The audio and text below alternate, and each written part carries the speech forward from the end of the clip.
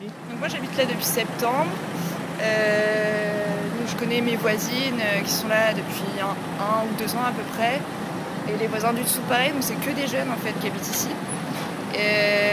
Donc il y a des experts qui sont venus à peu près au mois d'octobre. Ils étaient une quinzaine. On nous a dit qu'on n'avait pas besoin d'être logés, mais qu'il y allait y avoir des travaux pour les fenêtres par exemple. Qu'est-ce que vous constatez chez vous? Des fissures sur le plafond, sur les murs, des fenêtres qui ont bougé, donc qui ne sont pas parallèles. Et les fissures proviendraient peut-être du métro? Ouais, du métro, la construction du métro il y a une dizaine d'années à peu près.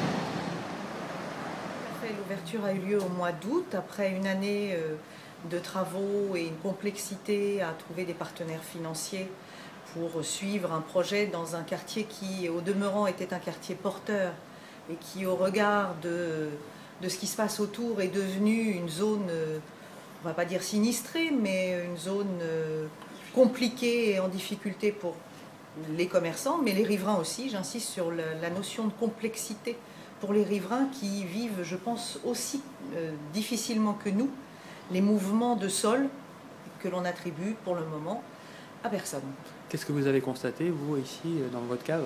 Très clairement, des fissures importantes. On est au niveau de l'immeuble en train d'étayer par le sous-sol les murs porteurs de l'immeuble et la chaussée qui se dégrade de jour en jour. Et quelle est la conséquence directe sur votre commerce? Conséquence directe, des gens qui viennent voir ce qui se passe, mais qui sont inquiets de ce que ça va devenir, et ça crée une ambiance négative pour le commerce. Et on a beau être souriant et efficace et professionnel, je pense que tous mes confrères sont dans le même cas que moi.